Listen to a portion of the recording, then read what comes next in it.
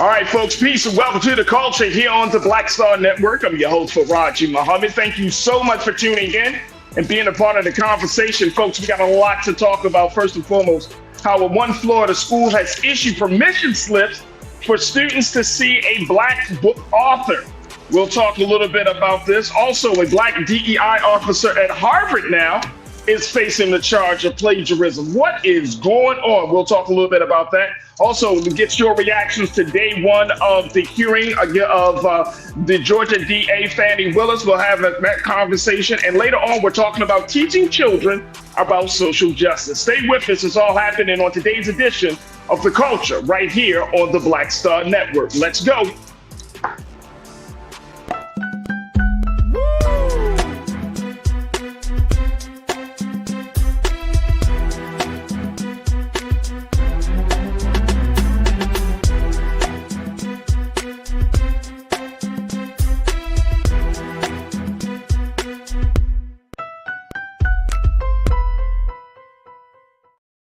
All right, folks, welcome to the culture here on the Black Star Network. I'm your host, Farajii Muhammad. Thank you so much for tuning in and being a part of the conversation. And happy Friday, folks. We are officially at the end of the week. Man, oh, man. And it's halfway through the month already, through the great month of Black History Month. So happy Friday, folks. We are streaming on our website right now at blackstarnetwork.com. Just download the app, follow us on social media, and put something in the bucket for us as we do our work to create new content, to have those conversations about what's going on in Black America. And we want you to be an investor in this whole process. So go to our website today at blackstarnetwork.com and follow us. And we look forward and thank you for your support. We're also streaming live on Amazon News on your Fire TV. You can also find us on Prime Video on Amazon Prime. Just find us on the Prime Video app under Live TV, the news, or find us on Amazon.com under Prime Videos and Live TV, the news. And we're also streaming on Freevee on now under News for Black Star Network, as well as Plex TV, 24 hours a day, 7 days a week. Just search for Black Star Network or find us under Live TV, the news and opinion. We're also streaming on Big Brother Roland Martin's social media page, so you can check us out on his Facebook page. A big shout out to the Culture Crew on the Facebook page. We're also streaming on his YouTube channel, so big shout out to the YouTube Culture Crew. Man, oh man. And to the crew that's a part of the X platform. So big shout out to all of those folks. There we go. And I want to hear what y'all got to say because we got some great conversations. And I'm going to be bringing my sister, Kimberly Morrow, who is a principal and she's an educator. She's a speaker to talk to us about all of these discussions. But let me see who's in the chat right now. A lot of people are just showing up right now. In the chat. And just to let you know, we are actually streaming day 2 of the Fani Willis hearing that's happening in Georgia at this point. So make sure y'all do your due diligence. Check us out there. Y'all can watch that. Y'all can watch this and kind of go back and forth. But big shout out to the Online Culture Crew, Pastor Damon Blissett. I see you, the ABX girl. I see you, Cindy D. Big brother Willie Frazier is in the chat. Good connecting with you, big brother. What a month it has been, brother Willie. It has been a major, crazy month. My sister Suzette Speaks is in the chat as well. Suzette Speaks. Make sure y'all check her out on her show, on the Suzette Speaks show on YouTube. Let me see. Sokas Adventures, I see you. Thank you for checking in. Tiz, LA's in the house. Tiz, I hear that. That's right. LA is in the house. As Anastasia Patton, thank you for checking. Antonio Hurd, I hear you. I see you. Thank you. Deidre Hall, I see you. Thank y'all so much. Who else? Oh, we got Lydia Brown. Lydia, thank you for joining us. And Vera Kufor Manu. Thank you so much, Vera, for checking in. Let me bring in my great contributor, my sister. She's doing some fantastic work empowering and educating our children online. And she's also doing some work and, of course, providing some insight here on the culture. You see her every Friday now. She's joining us on Fridays now. My sister, Kimberly Morrow. Kimberly, thank you so much for checking in. Representing, as always, your shirts. That's what I look forward to on Fridays. Some shirts. You always got a message that's Always got a message. Big shout out to the great HBCU of Howard University. There you go. Yes, There you go. I'm standing with Fani Willis today. You standing with? Hey. You standing on business. Yes. I'm excited to have. Let me just let you know. Let me just let you know. I'm excited to have the conversation. I know we got our firebrand sister, Corinna Denise, is going to be joining us. We're going to have that conversation, but Lord Jesus. Y'all help me. My hazmat suit is right here, Ken. I was going to wear my Morris Brown College t-shirt, but after I seen the hearings yesterday, I said, I got to represent, I got to stand with my girl, Fani Willis. All right. Well, you go wait till you hear what I got to say about the whole situation. All right, let's before we get to Georgia, let's start off in Florida, where Florida school district is under some fire because they have this crazy rule now about teaching young people, teaching their students about Black culture, which we all have been discussing. But even more so than that, they have issued permission slips for students to do a read along with a Black book author. Let me give you let me just break this thing down for you. Take a look. This is from NBC News, where this Florida school district is asking parents to consent to having their children participate in the reading of an African-American author's book to comply with state law. Now, the requirement was implemented to comply with the Parental Rights in Education law, which was signed into law by Governor Ron DeSantis in 2022. Supporters say it gives parents greater control over their children's education, while critics call it the Don't Say Gay law. The law was expanded to prevent classroom discussions about sexual orientation or gender identity in all grades. Here's the thing, and I want to go back to you on this, Kim, because this situation really came up because there was a parent, a brother by the name of Charles Walter, who had posted a photo. He had this, of course, he went to social media because he wanted to share his grievance, where he had to sign a permission slip for his daughter to be a part of this read along. And as based upon what the form says, it says a read along is scheduled for Tuesday at 1 to 1:30. And it says next to type of guest that may attend the event, it says fireman, doctor, artist, right? So they got all of these details. The problem is he doesn't think that he would even have to get into this place in his child's first grade class when he has to sign a permission slip to allow them to even hear from a Black author. And the other part of it is he said that if he gave the teacher verbal consent for his daughter to take part, but was told that if his daughter didn't return a signed form, she could not participate. What is going on with this whole situation, Kim? What is going on? And does that mean that white parents can say, I don't want my child to listen to a Black author? I'm not technically a slip. You see, and this is why children, they're being taught these things at home, but at least they were able to go to school and they were able to learn about other cultures when it was permissible. Now they can't even do that at school. That's ridiculous. That's ridiculous. I'm so glad that father stepped up and posted it. And I've done a little research on this too. And I know the school is trying to put it on the governor. Well, it's because the governor created this law. It's just ridiculous right now for a first grader to have permission to listen to a Black author read a book. I don't know what we're living in right now. Oh, I know which world we live. We're living in America in 2024. That's the world we're living in, right? This is no alternate reality. This is actually happening. Look, I got to take a quick pause. Kim, I want to get more of your take on this as we share more details about this. Crew, I want to get your take on this as well. Post your comments in the chat as we're streaming live on Roland Martin's Facebook page and Roland Martin's YouTube channel. And let me know your thoughts about the idea that your child may have to come home, especially in the state of Florida, if you're in the state of Florida, how do you feel about this? That now you have to get permission to just hear Black people speak. What? It's 2024? Folks, this is what it is right now. Stay with us. We're going to return to the conversation in a few moments right here on The Culture on the Black Star Network.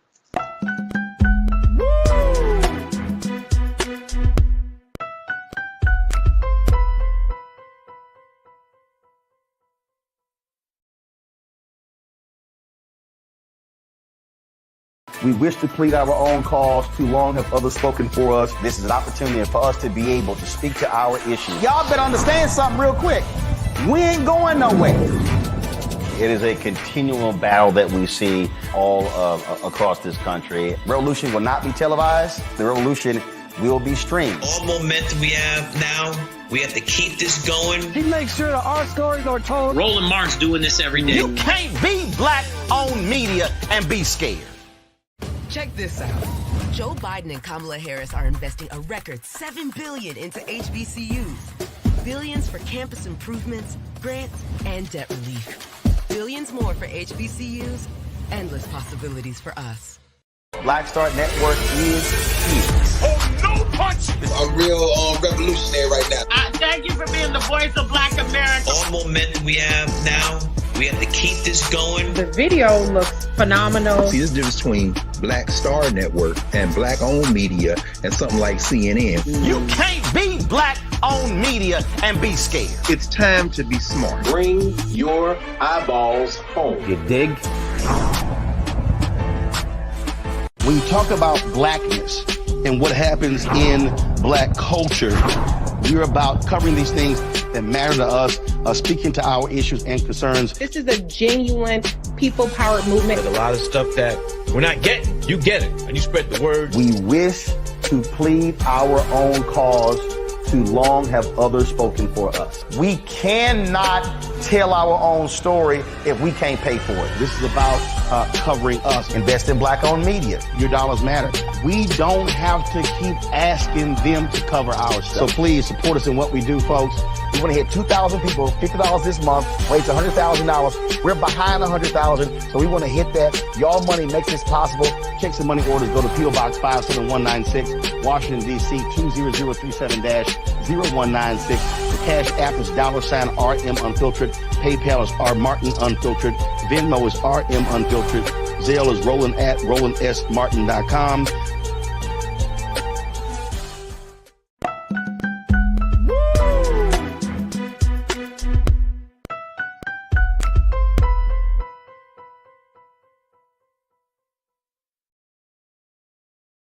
All right, folks, welcome back to The Culture here on the Black Star Network. I'm your host, Farajii Muhammad. Thank you so much for tuning in and being a part of the conversation as we're discussing what's going on in one Florida school where they've asked parents for permission to have a book read by a Black author. Students were given, this is what school? Let me pull up the school because this is crazy. This is crazy. This is in a school in Miami, and it really didn't get any type of attention until a father by the name of Charles Walter went to social media, and then it created a firestorm down in Dade County, where students are required by law to get to have those type of activities happening in their schools, and I'm wondering, Kimberly, looking at a situation like this, I don't see the light at the end of the tunnel, because this governor, and of course in Florida, Governor Ron DeSantis, he made this into law. I don't know what the alternative is, like how Black folks in Florida can fight back against this. And more importantly, how can education not be compromised, not just for Black students, but for all students? Because of course, all students can learn something from Black authors. What's your take on that?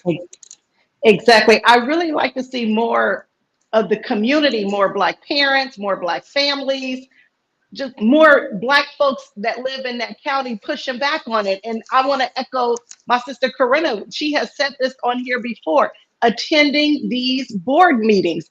Unfortunately, what's happening is the parents on the right are attending and taking over at these board meetings.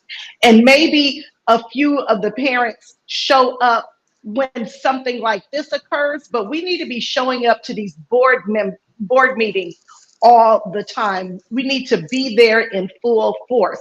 That's how you push back on this. There is absolutely something can be done. But right now, my principal used to always say, the squeakiest wheel gets the most grease. Right now, the squeaky wheels are the people on the right who are taking everything out of the schools. Well, we need to become squeaky wheels as well. We need to be in those board meetings. We need to be showing up to those schools. We need to be letting the principals know that this is unacceptable. Similar to what he did, he put it out on social media. We need to see that happening more often, because this thing will not stop until we stop it. Absolutely. Absolutely. Let me go to the crew and hear what folks got to say. Cindy D, check it in. You say, Cindy, what's next? Will children need permission to have a Black teacher or paraprofessional need a book in the classroom? Do you think it's going to get that far, Kimberly? I really hope not. But the way they're targeting, you see, I said I hope not. But the way they are targeting Black administrators and Black teachers, I can't say that it won't get that far in certain states. It would not surprise me if they didn't send home a letter saying, would it be okay if your child had a Black teacher? Nothing is surprising me what is happening in this country right now. I am appalled by it, but for some reason, the way things took shape after 2016 election, none of it is surprising. It's appalling, but it's just not surprising. Absolutely. Lydia Brown, you say now we have to have permission to read a book, CRT at its worst. As she's talking about critical race theory, that philosophy. In situations like this, right? And I'm glad that Lydia brought this up. When we talk about critical race theory, first and foremost, for those who may not be too familiar with this style of curriculum, please explain what is meant by critical race theory, Kimberly. Well, first of all, it's not taught in K through 12. It's taught on college campuses and really in law schools. And it is a form of teaching. Don't get me to making up stuff, but from my understanding about it, because I'm not well versed in it either, but it is a form where you look at the systems, the structure, so we understand that the racism in this country is systemic. But that is something that is not taught K through 12. That's the buzzword right now. So the buzzword in these divisive partisan politics is CRT, critical race theory, it's DEI. Those are the big buzzwords right now. And then of course, Ron DeSantis, where woke comes to die, he's attacked wokeness as well. But none of those things are bad in a sense. I mean, we need to understand that in this country, racism is systemic. This is a structural issue. We do need to understand that. Do our kindergartners need to be taught that? I would say no. Well, it's interesting because I was coming across a couple of articles, maybe like a week and a half ago or so, and I saw that there were a lot of teachers, who were challenged, especially during this time of year of Black History Month, of teaching about the history without connecting it to the largest system of racism, the largest system of white supremacy, the largest system of sexism and classism. So they're like teaching isolated events. And I remember reading this op-ed, and we had a segment just a few days ago about this, Kimberly. Are we teaching Black history correctly when we're talking about we've been always taught isolated dates and people, but not connecting the dots that, outside of the civil rights movement, we don't connect the dots between the civil rights movement and the Black Power movement, for example, right? And it creates this type of disjointed view of history, because our children are saying, Dr. Martin Luther King, not understanding that even though there was a Dr. Martin Luther King, or there was a Malcolm X, or there was a Huey Newton, right, that they also kind of worked in the same time frame. So a lot of things were happening. So all I have to say is that teaching our children dates and names of people is not enough. I mean, it's good, but it's not enough in terms of understanding the systemic impact of racism and sexism and white supremacy. What's your take on that? No, you're absolutely correct. And the civil rights movement didn't start in the 50s and 60s. You have to take it all the way back to after Reconstruction ended.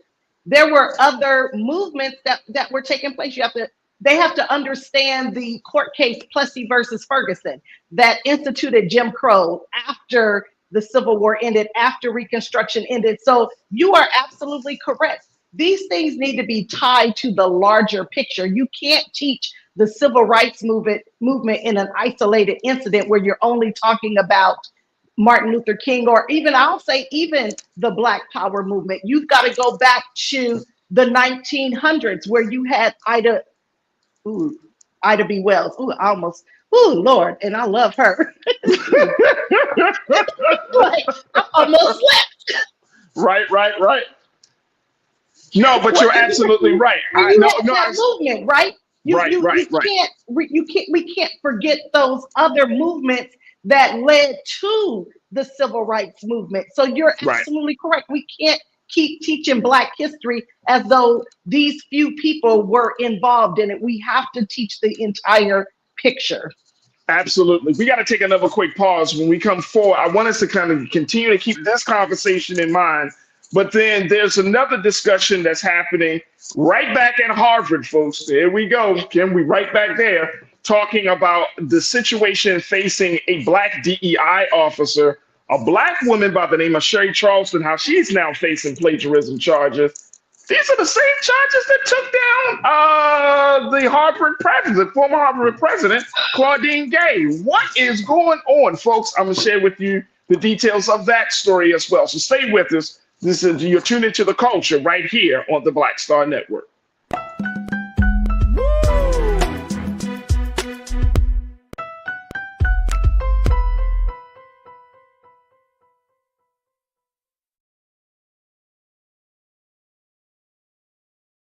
When you talk about Blackness and what happens in Black culture, we're about covering these things that matter to us, speaking to our issues and concerns. This is a genuine people-powered movement. There's a lot of stuff that we're not getting. You get it, and you spread the word. We wish to plead our own cause. Too long have others spoken for us. We cannot tell our own story if we can't pay for it. This is about covering us. Invest in Black-owned media. Your dollars matter. We don't have to keep asking them to cover our stuff. So please support us in what we do, folks. We want to hit 2,000 people, $50 this month, raise $100,000. We're behind 100,000, so we want to hit that. Y'all money makes this possible.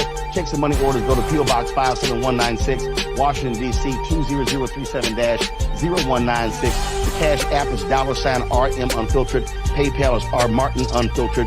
Venmo is RM Unfiltered. Zelle is Roland@RolandSMartin.com.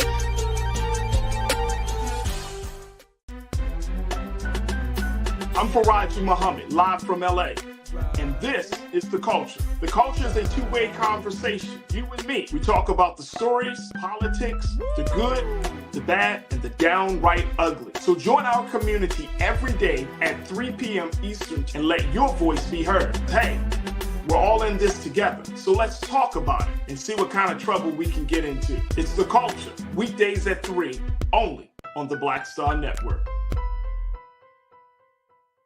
Folks, Black Star Network is here.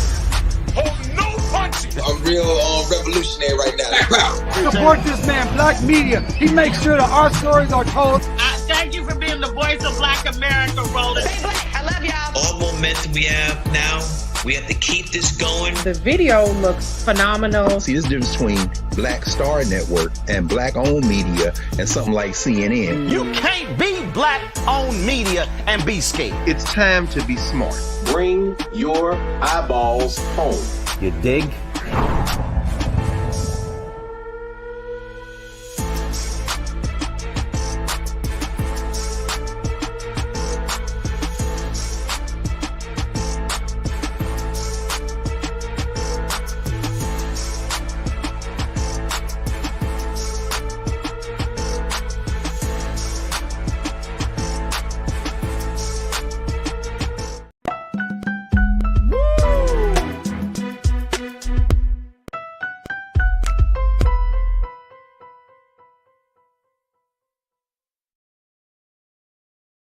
All right, folks, welcome back to the culture here on the Black Star Network. I'm your host, Farajii Muhammad. Thank you so much for tuning in. Happy Friday. Checking in with my sister, Kimberly Morrow. Man, oh man, my sister, she is a principal. She's an educator. She's a speaker. And she's here to give us her view of what's going on in the world of education. I'm always bringing educational stories to Kimberly because I appreciate what she brings to the conversation, for one.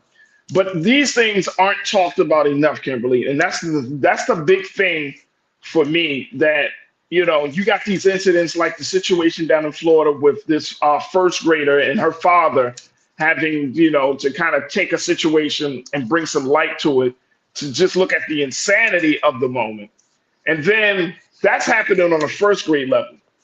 Then we shift gears and we look at, as you mentioned, talking about CRT. How that is often taught in the university and college level. And now we're looking at ongoing race issues there. And it just feels like, and I want to get your take on this before we jump into the details of this next story, but it feels like we're kind of like bookended in a situation from elementary all the way up to college. We got to deal with race issues. That education just can't be a simple journey for us. Right. What's your right. take? And you're right. And what is so sad is, but this is what they do when they want to come for us. They want to discredit us. And I'll tell you, back in the day, they pulled the same stuff with Martin Luther King Jr. They accused him of plagiarism. So anytime you have people that are speaking out, speaking up, trying to make life better for us, they go on the attack. And with educators or with people in academia, that's where they try to hit you. They try to accuse you of plagiarism. I read that article, and basically the things that they pointed out were things that what we consider common information. The persons, where they were born, information that can easily be picked up. You don't typically cite where you got that from, not common knowledge information. So they are nitpicking this person because they're trying to discredit her, because they're attacking DEI. Why? Because they don't want things to be inclusive, which is so interesting to me that it's happening at Harvard, because Harvard has been like that. It's like the I would say the epitome of liberalness. When I went there, I actually realized I'm not as liberal as I thought I was. I'm a little more conservative when I, like, seriously, I had just come from a historical Black college that was founded by the AME Church. And so when I got there, I was like, oh, whoa, I'm not as liberal as I thought I was. But so it's interesting that it's happening now in 2024, when in 1996, the exact same, the same type of policies were happening there, but they weren't being attacked the way they're being attacked right now. That's big. That's major. That is major. When you think you're liberal, then you go into a space and you're like, damn, I'm kind of conservative compared to like, damn, I'm conservative. I mean, I thought I had a view of the world. These folks are way out there. That is interesting. That is very interesting.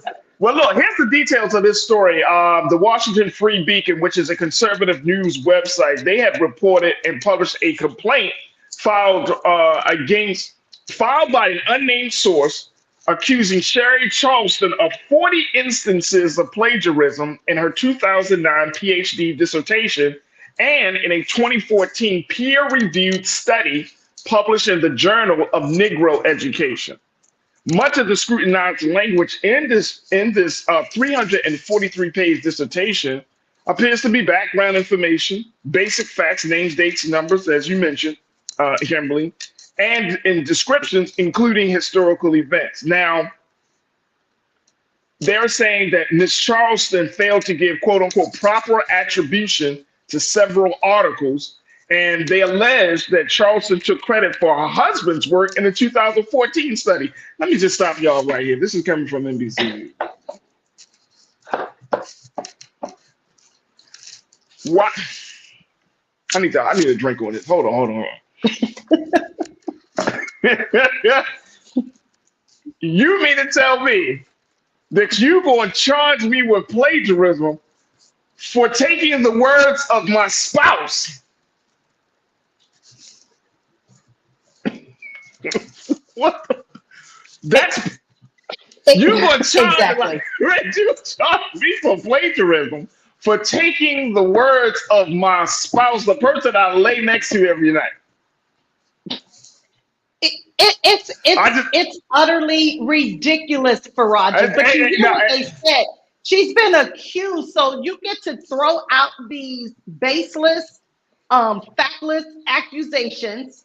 Just throw something to the wall to see if it sticks. There's no proof of any of this, but you get to say these things, and then people print it about you. So of course now they're going to be looking at this person sideways, like, and because she's Black, what is the thing? See, they're really not as smart as they say they are. This is a systematic strategy to discredit Black people.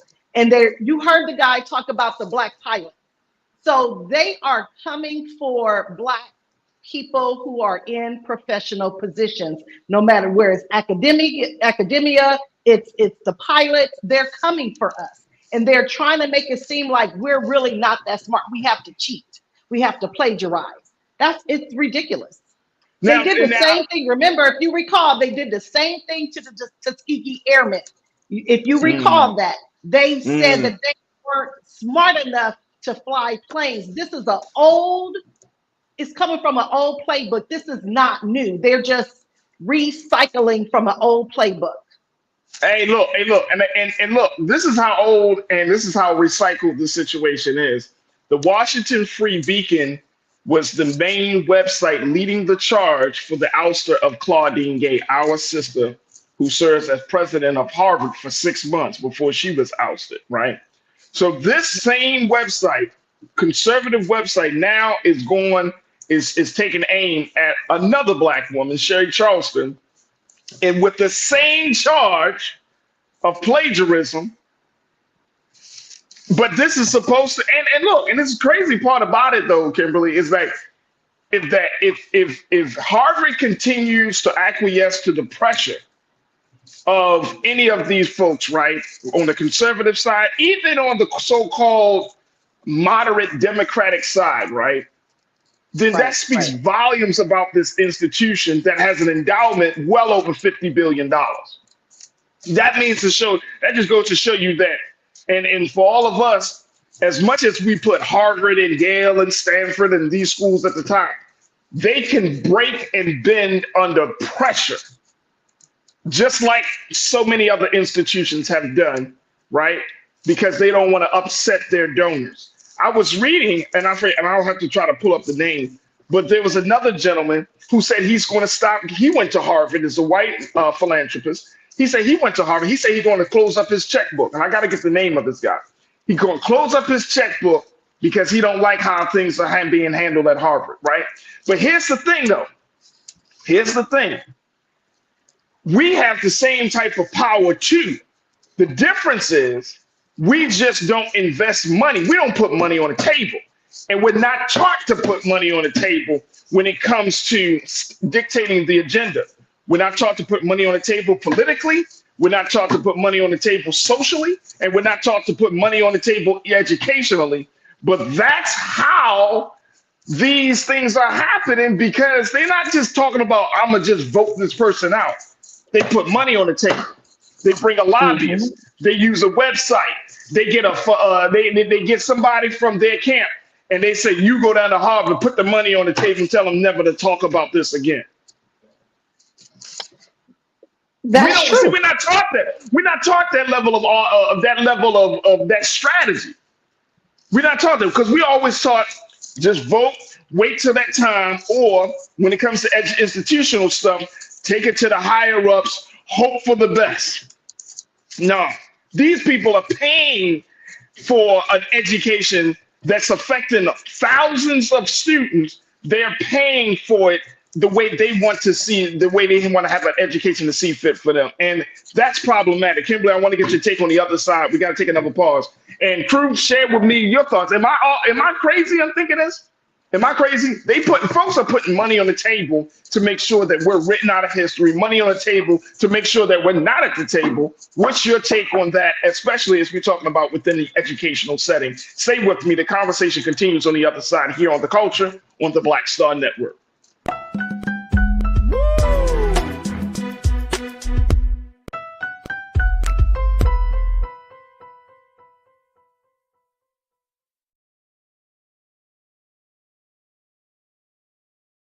Pull up a chair, take your seat. The Black Tape with me, Dr. Greg Carr, here on the Black Star Network.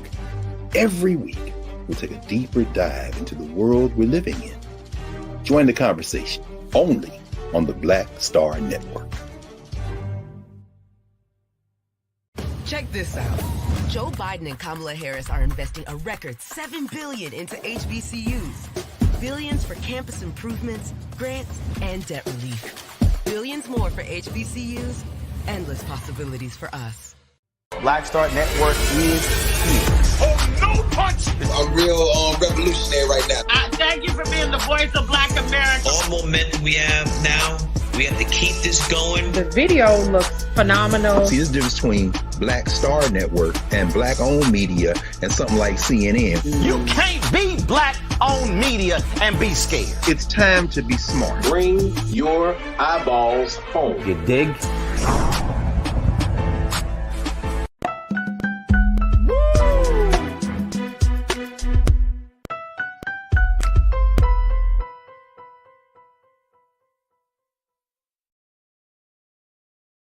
All right, folks, welcome back to The Culture here on the Black Star Network. Checking in with my sister, Kimberly Morrow, principal and educator, as we talk about the latest situation coming out of Harvard, how a conservative website is trying to do their work of ousting another Black woman on the same weak charge of plagiarism from the rolls of Harvard. This time, they're not going after the president as they did before, because she's gone.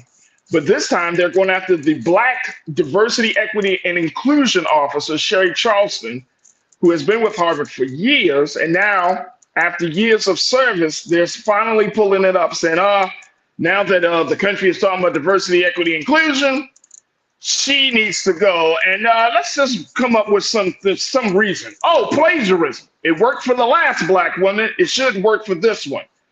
But what's your take on this as we're seeing this type of pressure coming on to schools and how some of these schools and institutions, they're just bowing down to the pressure, Kimberly? Yeah. And you know what? Sometimes you have to take a stand. I would love to see Harvard take a stand and say, you know what? We'll find our money from somewhere else. We're not going to upend our culture the way we've done education for the many years that they've done it to satisfy your agenda. I would love to see them do that. I honestly would. I don't know that they will, because those are large donors, but I would love to see them take a stand and say, I'm sorry, we're going to figure out another way. Right. And then I would love to see other alumni, whether they group together as a consortium. You know, it doesn't have to be an individual thing. A group of alumni could actually pull their resources and become donors to the school. So I would love to see that happen. Absolutely. I hope it does happen. I hope it does. I would love to see that happen as well.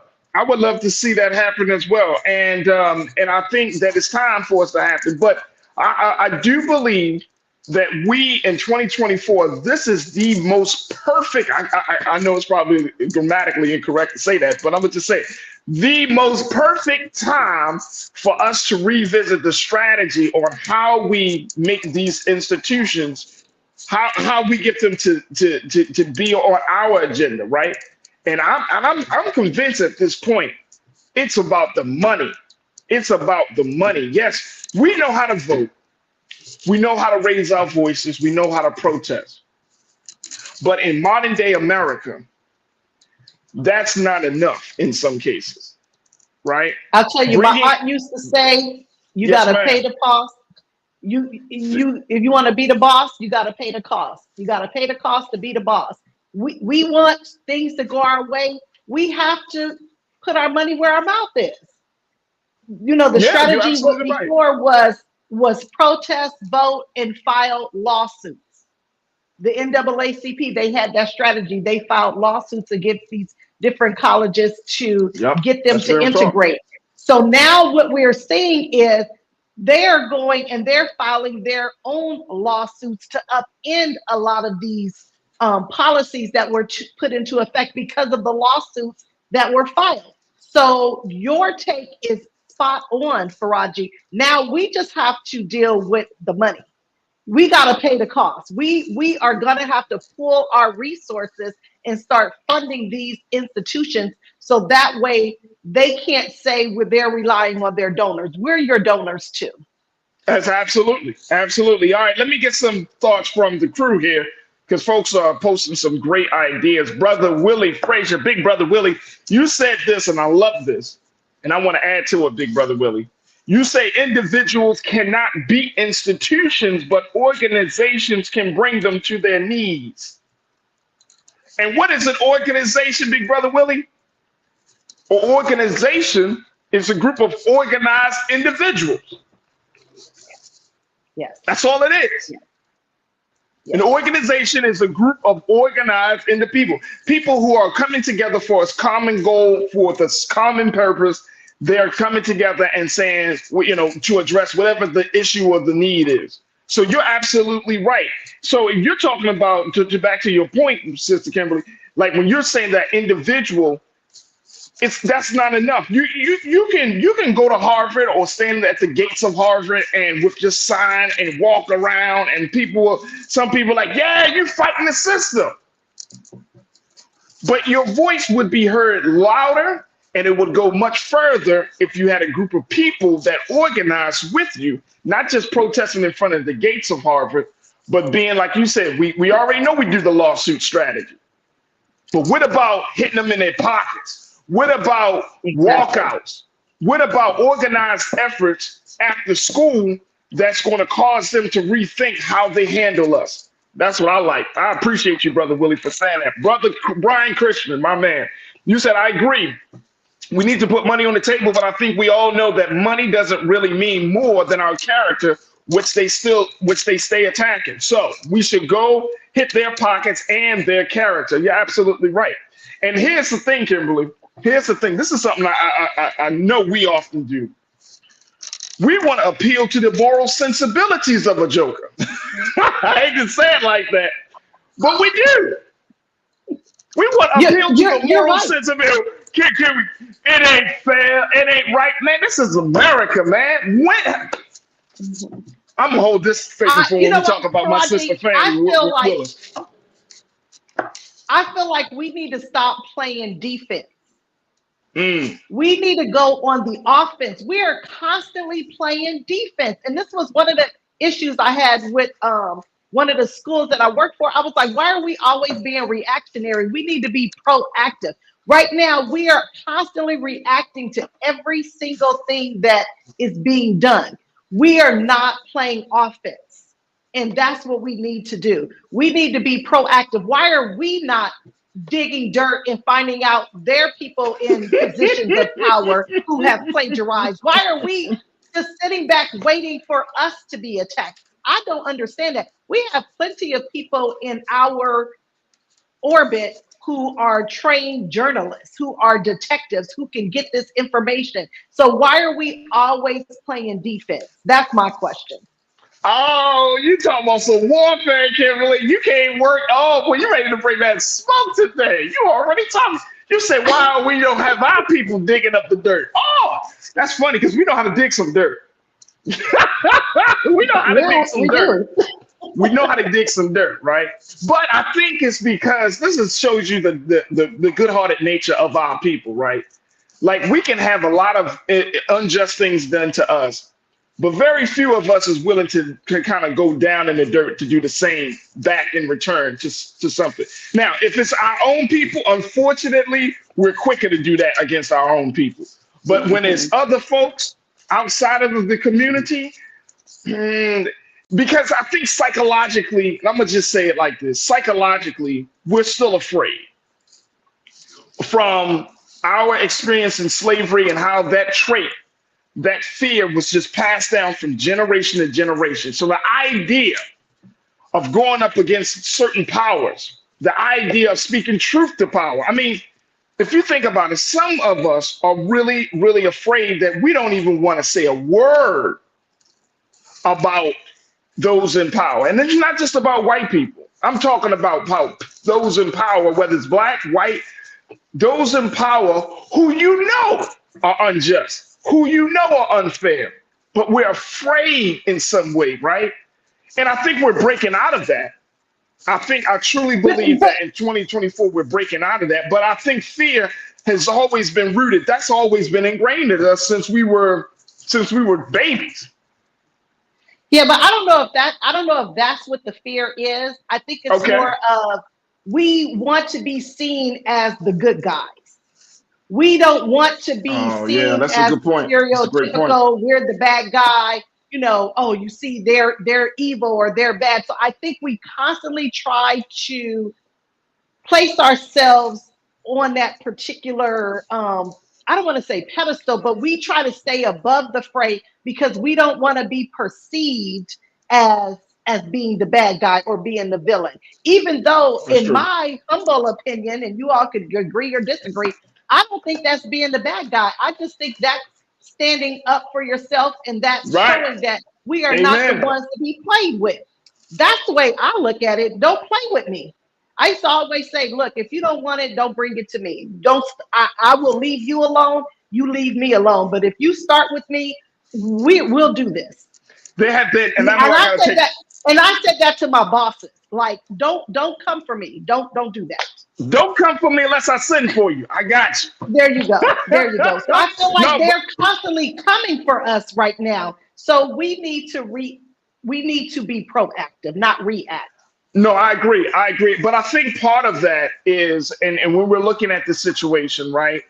Like this is a much bigger conversation, but I think part of that is we've seen instances where the moments we kind of got angry, then culturally, whether it's from ourselves or whether it's from white people or other people, culturally, it's frowned upon. The angry black man, the angry black woman, right? I'll never forget when all of these killings started off with Trayvon Martin, and President Barack Obama was in office, obviously, and he had a press conference, and you know, it was a big moment for the movement to have a president to speak on this. And you can clearly tell he was visibly angry. And as restrained, as controlled, as focused as that man is, he kept his composure. And people blasted him the next day in the media. Oh my gosh, an angry president. Oh, he shouldn't have said that.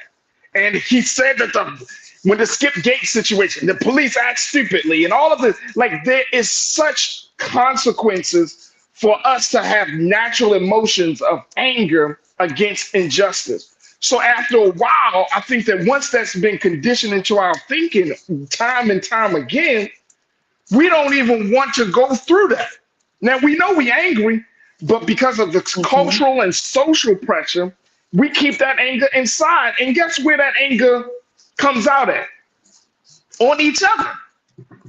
We're angry at the system. Or on ourselves. Or on ourselves, right? We angry at the system. We angry at it because of the lack of justice. We angry. I mean, we have very justifiable, valid reasons to be angry in this country. And we are always told, don't be angry. And that goes against the very nature of our emotional makeup. And at the end of the day, what happens? We just lash out on ourselves, on each other, and it becomes a completely destructive, unhealthy way to handle a situation. So I think that that's part of the problem. And to your point, so I think we're looking at so many different dynamics here that we got to understand that, right? And it's a hell of a place for you to be in as a black man, as a black woman. You got to grow up. And the number one message of growing up black in America is don't get angry. Regardless of what's done to you, do not get angry. Do not speak out against the pain or the harm or the injustice done to you. And it's crazy. Now I think we're breaking out of it. I think we're breaking out of it. And I think we need to give people the space, especially black folks. We need to give each other the space to be angry. When I hear other black people tell black people not to get angry about stuff that you need to get angry about, I get even more angrier. Farajii, I think you're right. But I think we're not just breaking out of it. We've broken out of it at different points in history.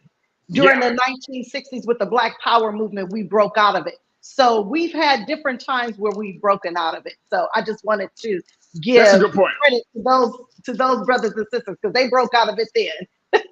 Absolutely, absolutely. Kim Silver, you said it's not a perception. There are some lines that once crossed put you in the same cesspool as the oppressor. If you operate like them, you become them, in my humble opinion. I understand. I definitely understand. But there are some moments where you need that anger, though, Kim. And I think you understand that. I think we're saying the same thing. But there are some moments, right? Yes, you don't want to be like those who have oppressed you. You don't want to be like those who have done wrong to you. But it's okay if you feel angry about it and you want to do something in response to quell the anger within. So it's okay, but I definitely hear you. Look, we got to be able to take another quick pause. When we come forward, let's shift gears a little bit. Let's get off of Harvard's campus. Let's go down to Atlanta now. On the other side, don't be laughing at me, Kim. Don't be laughing at me. We're going to be joined by my sister Corinna Denise. I got my sister Kimberly Morrow. Let's talk about your reactions to day one of the hearings of the district attorney, Fani Willis, down in Atlanta. I wanted to hear from you, and I'm going to offer you my take on it as well. So stay with us. It's The Culture here on the Black Star Network.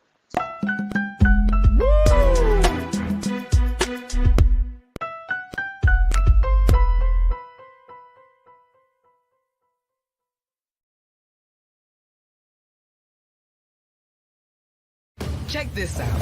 Joe Biden and Kamala Harris are investing a record $7 billion into HBCUs. Billions for campus improvements, grants, and debt relief. Billions more for HBCUs. Endless possibilities for us. I'm Deborah Owens, America's Wealth Coach, and my new show, Get Wealthy, focuses on the things that your financial advisor and bank isn't telling you, but you absolutely need to know. So watch Get Wealthy on the Black Star Network.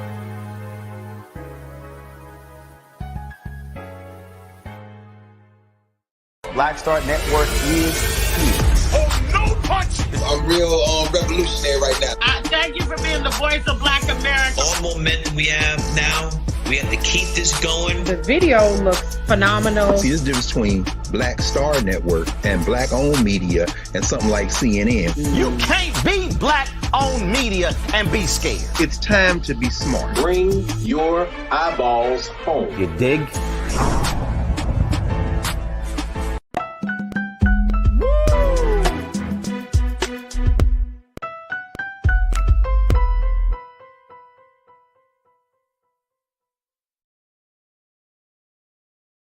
All right, folks, welcome back to The Culture here on the Black Star Network. I'm your host, Farajii Muhammad. Thank you so much for tuning in to the show. If you missed the first half of the show, trust and believe you want to be a part of Team Replay, go to our website today at blackstarnetwork.com or check us out on Roland Martin's YouTube page or on Roland Martin's Facebook page, and you can definitely see the rebroadcast. But we had a fantastic first half of the show as we checked in with my sister Kimberly Morrow, as we talked about everything from diversity, equity, inclusion to talking about some of the madness that's happening down in the state of Florida. So you can check that out and be a part of the conversation and see where you stand on these issues. But we appreciate you so much for tuning in today. Now, We're also streaming live on Amazon platforms, so you can check us out on Amazon News or your Fire TV. You also can check us out on Amazon Prime Video. Just go to the Prime Video app under Live TV The News, or find us on Amazon.com under Prime Video Live TV The News. Or you can check us out on Freevee Network, where you can find us on now under News at Black Star Network. And we're also on Plex TV 24 hours a day, 7 days a week. Just find us under Live TV, The News and Opinion. And of course, you can go to our home website at blackstarnetwork.com, and you can see all of the latest past shows, preview, and some of the special conversations that we've been having as well. So we appreciate your support. All right, folks, let's get to the big culture convo today, which is what we have seen in the courtroom. What an explosive day has been in the courtroom for the hearing of Georgia District Attorney Fani Willis and prosecutor Mr. Nathan Wade, as they are undergoing a hearing at this moment about whether they should disqualify Ms. Willis from prosecuting the case against former President Donald Trump as it relates to election interference. Now, yesterday we heard the testimony of a former friend of Fani Willis and a former friend and colleague. We also heard the testimony of Mr. Nathan Wade himself and the 2-hour, highly explosive, somewhat combative testimony coming in from Ms. Fani Willis herself. Now, the Judge Scott McAfee, had decided not to. Basically, it was decided that Ms. Willis was not going to be placed back on the stand today for day 2 of the hearing. And so I wanted to get your reactions to what we saw yesterday. There were a whole lot of people on social media that was giving her quotables like she was the latest Cat Williams Monique interview. So it's interesting to see how the culture is having these conversations about what is going on. But joining me today are my sisters, Corinna Denise, who is a college admission advisor, and she was chomping at the bit. I said, Corinna, you want to talk about Fani Willis today? She was like, absolutely. I said, okay. Happy Friday, y'all. Happy Friday. Happy Friday, Corinna. Corinna was like, we're in there, Farajii. Put me in, coach. Put me in. I'm also joined by my sister Kimberly Morrow as well, who is an educator and principal and speaker. All right, let me get your initial reactions. Corinna, since you just joining the conversation, what did you take from day 1 of this hearing? What were your reactions to what Ms. Willis had to say, Mr. Wade had to say, her former friend had to say? What did you take from yesterday's proceedings? Well, let me preface it with damn. Remember when I said that? I think about a couple of weeks ago when we got the breaking news. So yeah, I'm still on damn. And I got some notes because I want to make sure I'm thorough. But wow. I saw Fani Willis actually testify in real time. And it was just like all of a sudden, right? And that was breaking news that she was going to take the stand, and she was ready. And I know that a lot of people might have some opinions on, how she may have said things sometimes, unfortunately, because as Black women especially, we're burdened with that trope of being angry. But there were several times where I could definitely humanize with Fani and then what she was speaking about, because I myself, as a Black woman, have been in those positions, especially with, white men and how they speak down to us. But I think it revealed a lot, right, Farajii? I did mention when this news initially broke, that I really needed to know a timeline of the relationship between Fani Willis and Mr. Wade, which was more detailed. And I think details make a difference. So we have a little bit more knowledge that Mr. Wade was hired around, I believe, November 2021, and their relationship officially began March 2022. There was some discrepancy between Mr. Wade and Fani Willis about when their relationship ended. And even Mr. Wade said, men, we don't really keep track of those kind of things. If I had to gauge it, it was sometime in the summer. And Fani was saying we had a really serious conversation, August 2023. And that's when it looks like it ended. Real quick too, I will say that friend who testified or a former co-worker, I have questions about that. I'm like, did they bribe her? Did they threaten her? How did they get her to testify? And, I didn't really hear anything yet substantive enough to argue the conflict of interest that would prevent Fani Willis from moving forward with this case. But as you can see, those defense attorneys are determined to find something. And now it seems like they're trying to put together these pieces of a puzzle as if they're in this type of money scheme. You know what I mean? To try and to get something out of the case. But it seems like they're kind of failing right now. But we shall see. But as far as Fani, I'm happy to see that she did go ahead and testify. And I also saw a moment where, you know, her intelligence was insulted by one of the attorneys saying, you know, and quote, "I will ask you questions you can actually answer." What the hell? And I love that she said, "Yes, sir, my comprehension skills are pretty good." Okay. And then he responded and said, "Well, we'll soon see." So, you know, I saw a few different things that play in the courtroom. Yes, and you know, we got to deal with this where they're always trying to insult your intelligence. But the last thing I'll say, because I know we got to go to break in a moment. Did you see Mr. John? What's up, his name? Mr. John Floyd III. Okay, and he is an attorney too.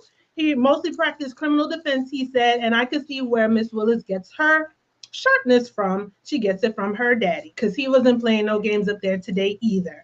And one of those lawyers got his ass handed back to him when he said to Mr. Floyd, "I'll try to ask you some specific questions if we could, okay?"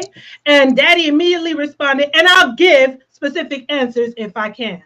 Okay, so they try us with our intelligence. So I saw a few things at play, Farajii, but I think overall they're reaching, right? They're reaching and can't really find anything. But I think at the end of the day, the bigger picture is we have to recognize, regardless of the decisions that Fani made, okay, I'm not negating that, but what we have to recognize is there would have been something.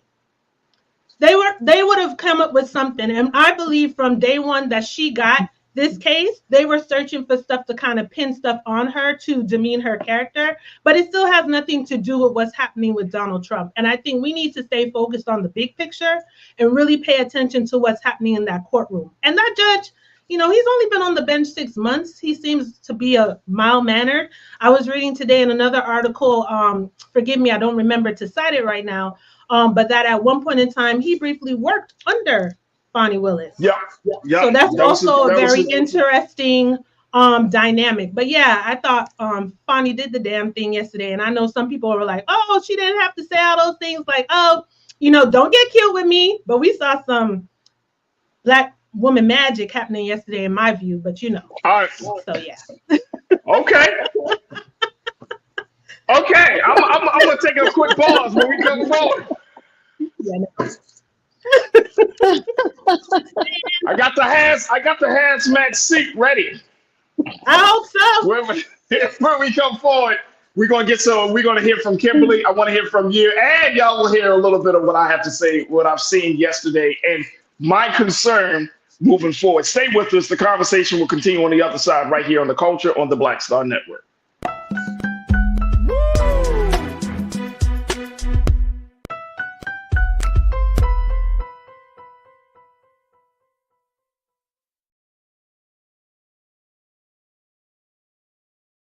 Check this out. Joe Biden and Kamala Harris are investing a record $7 billion into HBCUs. Billions for campus improvements, grants, and debt relief. Billions more for HBCUs. Endless possibilities for us. Folks, Black Star Network is here. Oh, no punches! I'm real revolutionary right now. Support this man, Black Media. He makes sure that our stories are told. Thank you for being the voice of Black America, Roland. Stay black. I love y'all. All momentum we have now, we have to keep this going. The video looks phenomenal. See, there's a difference between Black Star Network and Black-owned media and something like CNN. You can't be Black-owned media and be scared. It's time to be smart. Bring your eyeballs home. You dig?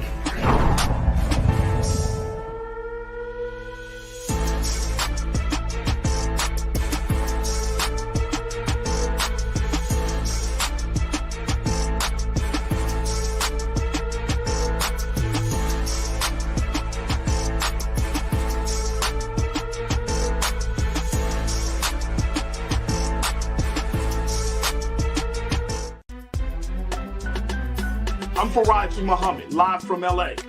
And This is The Culture. The Culture is a two-way conversation. You and me. We talk about the stories, politics, the good, the bad, and the downright ugly. So join our community every day at 3 p.m. Eastern and let your voice be heard. Hey, we're all in this together. So let's talk about it and see what kind of trouble we can get into. It's The Culture. Weekdays at 3, only on the Black Star Network.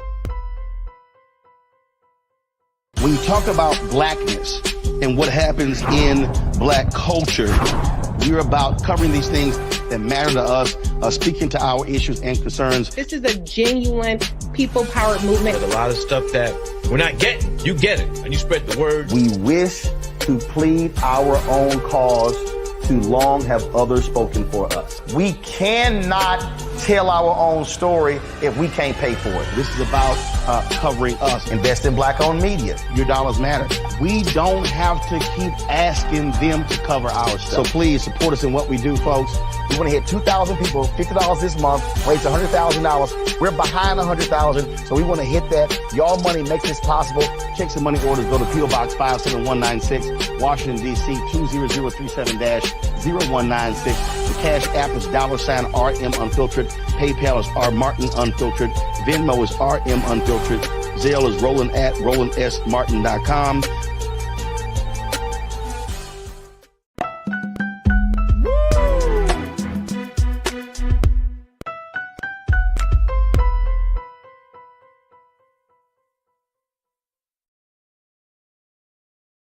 All right, folks, welcome back to The Culture here on the Black Star Network. I'm your host, Farajii. I'm joined by my sisters and contributors, my sister Kimberly Morrow, Corinna Denise, as we're talking about day 2 of reactions from day one of the hearing for the possible disqualification of Fani Willis from the Trump case. And we heard what Corinna had to say.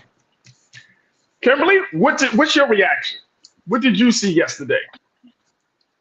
Well, what I saw was the defense putting on a fishing expedition. They have nothing. So that whole thing, what they were doing, they were fishing for information. They have not met their burden of proof. They have not proved any conflict of interest. They just throwing stuff at the wall to see if it sticks. And they really are putting that woman, the Black woman, in a position where they're trying to humiliate her, bringing up her personal stuff. Now, what I did like was what Fani said about what her daddy taught her. Because a lot of times on social media, I've seen a lot of different posts where guys will say, well, you women, you just, think you can do everything on your own. And it's because your mothers and grandmothers have taught you that way. And I've stayed silent, but that's not true. Many of us, our fathers taught us that. So when she said her father taught her to keep money in her house, my father taught me that too. My father is 83 years old. He taught me the same thing. Her father taught her, you always have money when you go on a date so you can pay for it. My father taught me that too. My father still to this day tells me, you don't need to have anybody take care of you. You can take care of yourself. My father teaches me that. So I loved when she said her daddy is the only man who's paid everything for her. I feel the same way, Fani. That's why I wore my Howard University shirt, because I'm standing with Fani, because our fathers taught us this, not our mothers, like people try to make it seem like our single mothers who didn't have a man taught us that. My mother was married to my father, and my father taught me this. That's what I have to say, Farajii. Okay. Can I just add something real quick? I won't take long. I just want to say too, they were really disparaging that too in the courtroom, right? Making it seem like it was so unusual and odd that you keep cash at home. And she was saying, look, like basically my money goes where I go, wherever I lay my head. Like, what don't you comprehend about that? Like everyone got some money stashed under the mattress somewhere, or got, cash on hand. Like my mom is always telling me, you need to have some dollars, some cash on you just in case of an emergency or anything. So it wasn't unusual to me at all. And yes, Kimberly, I did see some of the things on social media too, but they were really trying to, and they're still trying to egg at it even today. about having cash on hand and paying for things in cash. But if you're making like 6 figures, like, yeah, I would expect someone to probably have a substantial amount of cash stashed away at home somewhere. But yeah, I just want to add. All right, but here's the thing though, ladies. This case ain't about handling cash and where you place it. This case is about Fani putting herself in a position by bringing on her lover and how that created this whole situation. Now, wait, it's a hearing though. I think we got to be clear about that. It's a hearing. It's not a trial. You're right. It's a hearing, right? So this case is about holding her responsible and accountable for that one decision. Because yes, I'm not questioning and I'm not doubting how brilliant she is. I'm not doubting how much she knows, how rooted she is. But that one decision to bring on someone that she loved, that she was dealing with on an intimate level, to bring them on to a situation like this, a case like this. And that right there is the lapse of judgment. That's what this case is about. Farajii, I'm gonna push back on that because that hasn't been proven.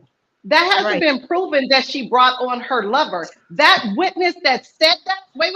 That witness that testified from the DA's office, her testimony was impeached because they said that she was basically a bitter employee who testified against her because, you know, she was forced to resign. So still, we don't. No, but so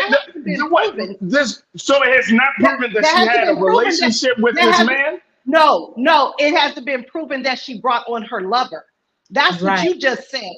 What she that's did what I was said. That's what I'm saying. This case is about. That's what they're trying to prove. That's what the point I'm saying. That's the point I'm making.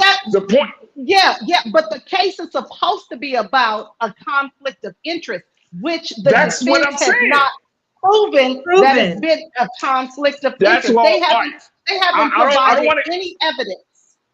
But and to your point, Kimberly, that's the point that I'm making.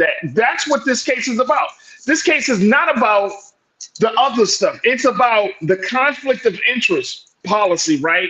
It's about the fact that she did not inform her higher ups, whether it's the state or whoever, people in her DA, in her office, of this relationship that could serve as a possible risk to this case. I think it's also important to mention quickly too. She did mention that she didn't even want to, no way put down Mr. Wade, but he actually wasn't even her first choice. Now, I'm not saying, again, let me be very clear before y'all come at me. I'm just relaying the information, is that this is what she said on the stand yesterday, that Mr. Wade was not even her first choice for the position that he's in now. But so what changed? What influenced her to bring him on? No, I'll tell you what changed, because that gentleman took the stand today. The person that she wanted to bring on refused the position because he said that his life had already been upset by getting death threats. He already had to have security. That man, it was an older white gentleman. That was her first choice. She wanted him to take on that position. But we talked about that before. A lot of people are like, oh, she brought on her lover. No, she brought Wade on. I'm not going to say he was her lover at the time. She brought him on because other people had turned down the position. People don't want to do that job. They don't want to get the death threats. So that's so here's the thing. So again, this opens up the door, right? And here's the thing. The thing is, and I've been kind of seeing this over the past 24 hours, like how people have responded. And we had a conversation yesterday about workplace romance and all of those things. But this is the thing. The thing is, you're putting the case at risk. You're putting your credibility at risk when you make a decision like that, right? Knowing the relationship, right?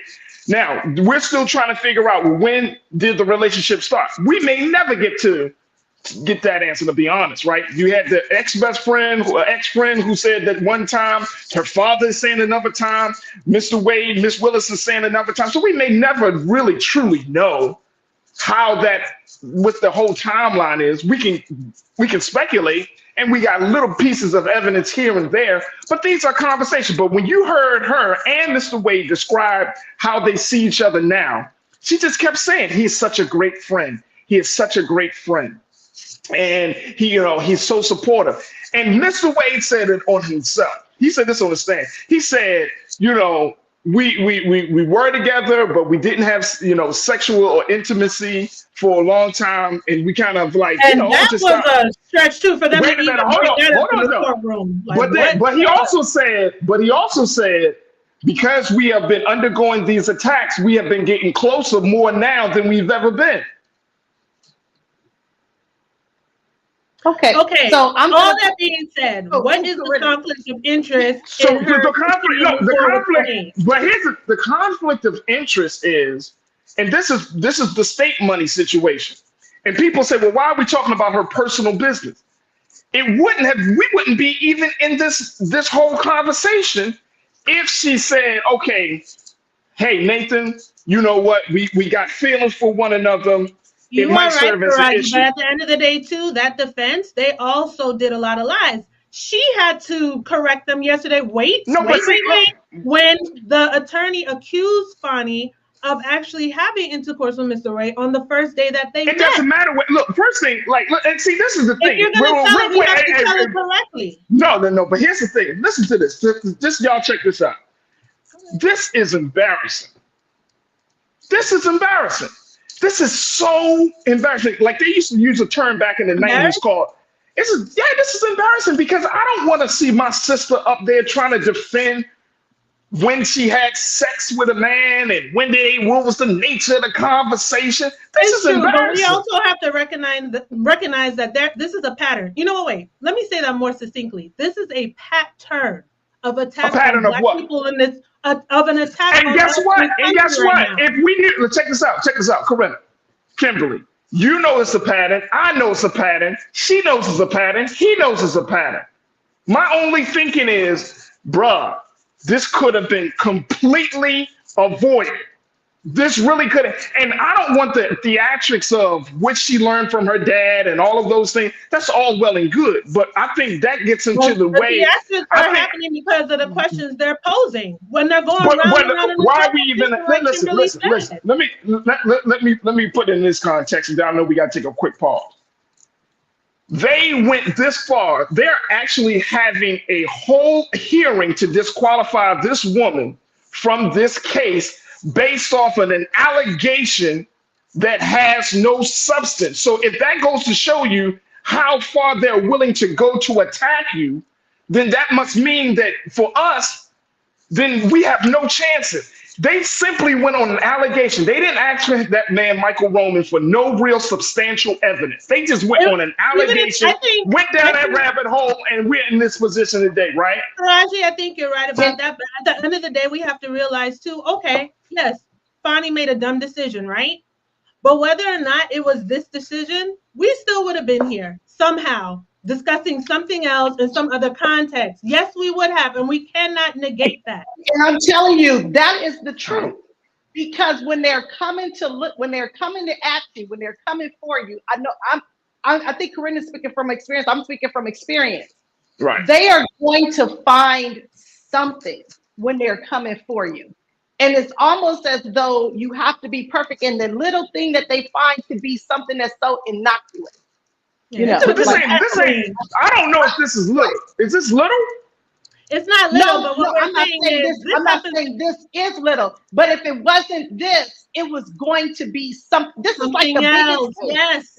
They were going to come after this. But look, I'm gonna be honest with you. I know we gotta take a pause. I would rather for it to be something else. Again, I don't want to know about the intimate details of the relationship between no man and no woman, between text messages and when did y'all become intimate and all of that. Like, this is a high-tech lynching, right? And I get that. And people might say it's not fair. This is America. This is America. We got to see the things the way they are, not how we wish them to be. This is America. This is what America will do. We all know this. I'm talking about the three of us. We know this. Folks in the chat know this. America knows this. When Black people, we are held to a different standard. And that's just what, why do we keep telling ourselves, man, this ain't right, this ain't right? Hell no, it ain't right. But this is America. This is America. And I'm sorry, y'all. Like, I feel bad for the sister. I really feel bad for the sister. But I'm like, damn, sis. You put yourself in this position. Feel bad position. and support her, or feel bad and tear her down?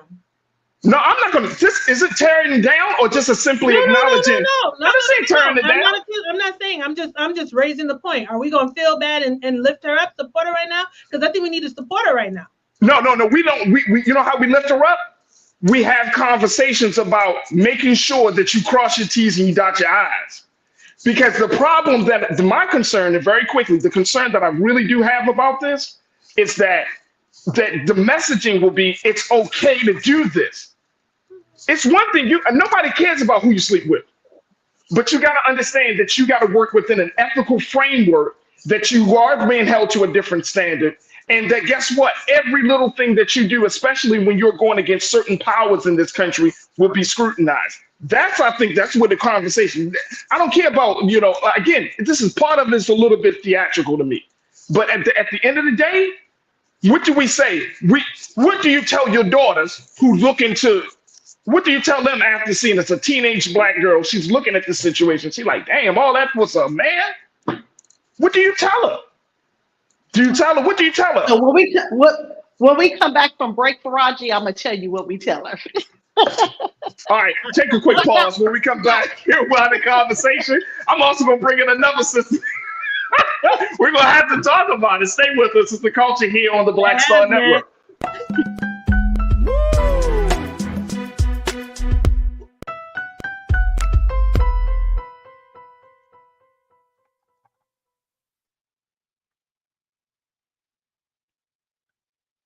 Folks, Black Star Network is here.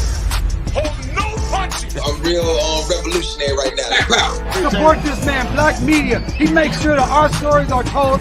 Thank you for being the voice of Black America, Roland. Stay black. I love y'all. All momentum we have now, we have to keep this going. The video looks phenomenal. See, there's a difference between Black Star Network and Black-owned media and something like CNN. You can't be Black-owned media and be scared. It's time to be smart. Bring your eyeballs home. You dig?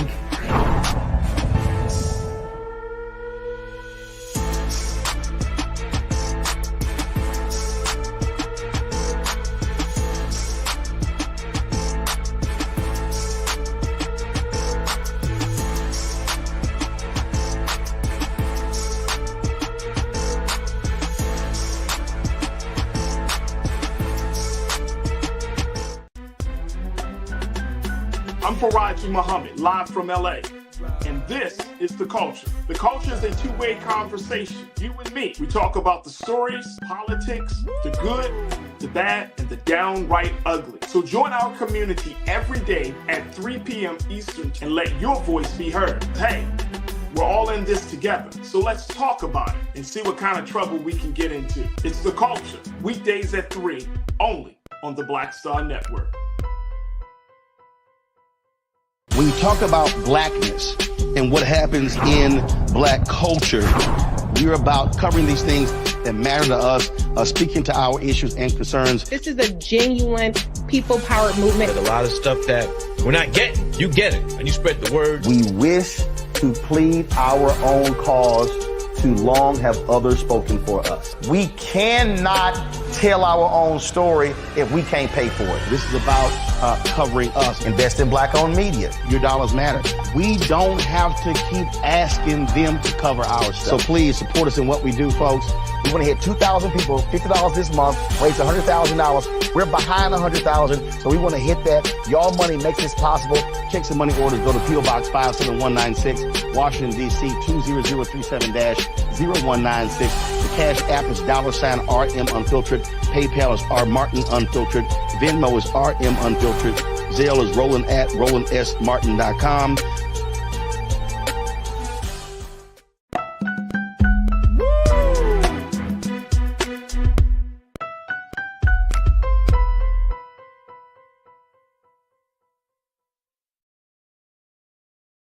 All right, y'all. Welcome back to The Culture here on the Black Star Network. I'm your host, Farajii Muhammad. I got my hazmat suit. I got my sisters who's bringing me the smoke. Corinna Denise, Kimberly Morrow. I think you need a spacesuit at this point. Oh, you tell me that. Don't get out of here, sir. Let me share what people are saying as we have this conversation. And, we do have another guest that's scheduled to come onto the show. Just happens to be the timing of it. But let me just say this. Crystal Coleman, you said, Corinna, yes, lift her up. It would not matter that she crossed and dotted. It still would have happened about something. Look at what we are talking about instead of what happened with vote results. Now, look, check this out. Check this out. I'm not disagreeing with you on this one, Crystal. But I would rather talk about my stance rather than talking about what I'm doing in the bedroom. Well, I would rather that be the conversation. Okay. If you scrutinize me because of what I stand on, if I'm standing on business and you scrutinize me about my thoughts, my politics, and all of that, that's one thing. You scrutinizing me on what I do in the bedroom with who and what. This sound like that's a different. You see what I'm saying? You got people who are looking at this, and their view of Black women is becoming more and more crazy. The conversation, I can't even engage with the conversation on social media around it. They had hip hop artist Plies talking about, man, she looked like she got some good. Like, damn, bro, she's fighting for her life on the stand. She's fighting one of the biggest cases against a criminal. And you're worrying about how good her good is. And like, that's why I'm saying. This is but that's why, Farajii, not to interrupt you, we're pushing to bring to the forefront in spite of everything that has transpired. We have to understand the bigger game at play here. And if it was not this, yes, Fani and Mr. Wade made it a little bit easier for them to get something. But listen, make no mistake. From day one that she got this case, they were like, all right, what can we find on her? And guess what? If she wouldn't have, look, I'm sorry to say it. I'm so sorry to say this. But if she would not have, they probably wouldn't have been able to say nothing. And we talk about this, Kimberly. We talk about Barack Obama and how 8 years, they really couldn't find no salacious details about his personal life. They destroyed him on his politics. That's fine. That's expected. Yeah, but we saw them try. That's what I'm saying. It's still. Yeah. My point is, here's my point. Here's my point. They are always going to try, but at some point we can't give them the ammo. We can't give them the platter with our asses on the platter and say, okay, try this. Yeah, you need something. You see what I'm saying? Like, we gotta understand it. I'm gonna let Kimberly speak, and we gotta take a. You gotta bring it in. Thanks, yes, go ahead. Yes, ma'am. So the question before we went to break was, what are we telling our daughters? What are we telling our young women? So this is why I think Corinna and I are both speaking the way we're speaking, because here's what we tell our young women, what I was told, I know what Corinna was told, what we continue to tell our young women. You have to be better. You have to work twice as hard to get half as much. We know that. We hear that. You have to always dot your I's, cross your T's. You have to do this job twice as better than anybody else is going to do it. You have to do that. That's a lot of pressure. But we also, this is the message I want to give young women, that if you slip up, if you make a mistake, we are still going to support you. We are going to have your back. We are going to make sure that the truth comes out. So this whole thing, this is why I think Corinna is doing this, and this is why I'm doing this. I'm pushing back on this whole thing that they're doing, because they're not providing any substantive information about this conflict of interest. And I am making sure that I constantly say that. Look, they're lying. Kimberly, I don't want to get in the weeds about what she did wrong. She knows she did something wrong. And trust me. No, wait. Hold on. Her girls are checking her on this.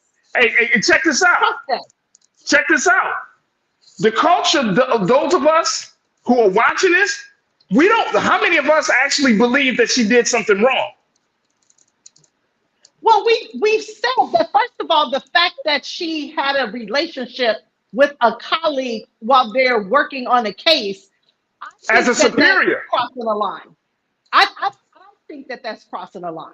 Now, look, I don't have no problem. I don't have no problem supporting her. I don't have no problem supporting her because I'm not saying that she should. I just need you to make that clear, though. Now, bro. I don't have no. It's not no problem supporting her, but we have to be very, very careful about what we're supporting, because in this day and age, in social media culture, in the culture that we're currently a part of, it can get murky, right? It can get very murky that we're supporting her, but then at the same time, is the message of personal accountability being emphasized? Taking responsibility being emphasized. Wait a minute, hold on. Or is the message of making sure that you understand that there is a double standard? Is that being emphasized? And I know a couple of our crew members, they say, Farajii, we can't keep walking on eggshells. Look, let me tell y'all something. I'd agree with you. I don't think we could. But if you're in a position that Fani Willis is in, look, here's all this. Scratch all of this. If the sister gets disqualified from the case, then what we gonna say? Oh, it's the system? Oh, it's Trump? Oh, the white man? What do we say if she gets disqualified from this case? Who's responsible for that? For the case. Who's responsible for that, though? But what we're saying right now, according to in day 2, what substantive argument are they making to show? They don't need to make a substantial argument. They don't need to make. Listen, no, they don't. They don't need. Here's why. They don't need to make a substantial argument because they just want to destroy her credibility. So right, and you're making my point, Farajii. That's what I'm saying. I already agree with you on that. I agree with you on that. I'm not taking that apart away. I'm just making a point that in the big scheme of things, this is sad. They're destroying her credibility, but part of it is because she made a decision that allowed them to destroy her credibility. That's what I'm saying. That's what I'm saying. That's the only thing I'm saying. It's sad. It really hurts me. We're not arguing. We're not arguing that piece. We're not arguing that piece. I think the disconnect is we don't want to highlight that piece. You understand what I'm saying? Like, that shouldn't be the major part of the discussion. Yes, we know she made a decision that many of us say we would not have made.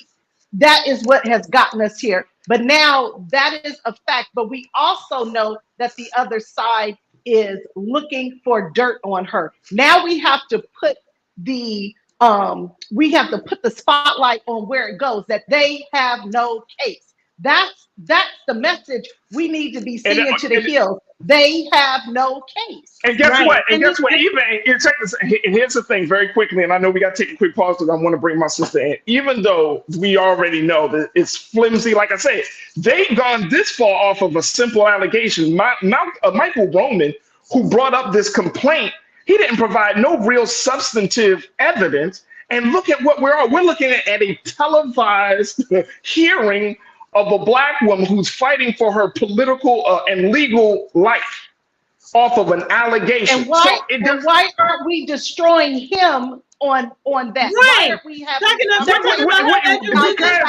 at this point, because in this particular moment, she's the one that's the spotlight is on. What are we saying?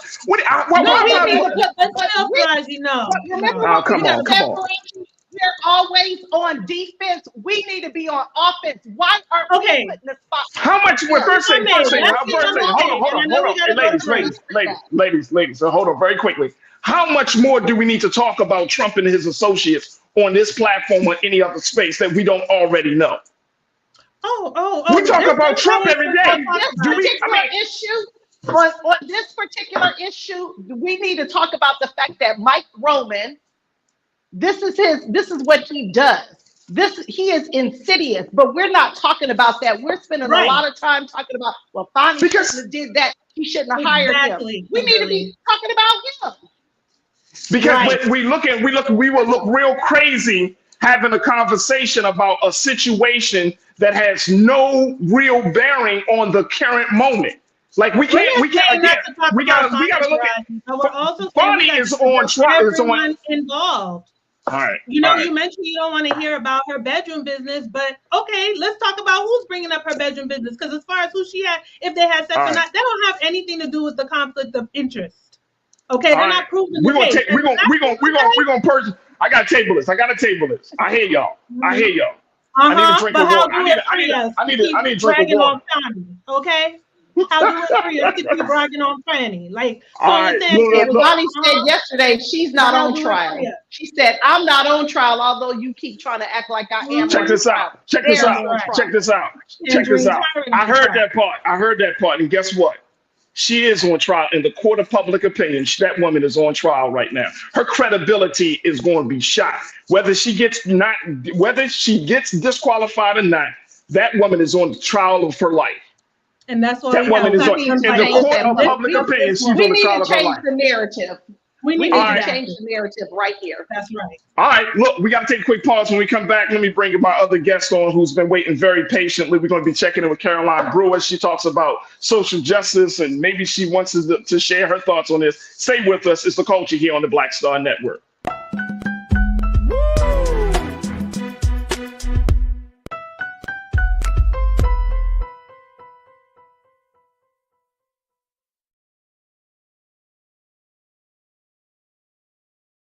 Check this out.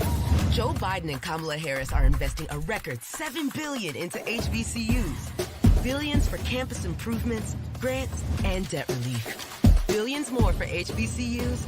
Endless possibilities for us. Hi, I'm Dr. Jackie Hood Martin, and I have a question for you. Ever feel as if your life is teetering and the weight and pressure of the world is consistently on your shoulders? Well, let me tell you, living a balanced life isn't easy. Join me each Tuesday on Black Star Network for A Balanced Life with Dr. Jackie. We'll laugh together, cry together, pull ourselves together, and cheer each other on. So join me for new shows each Tuesday on Black Star Network, A Balanced Life with Dr. Jackie.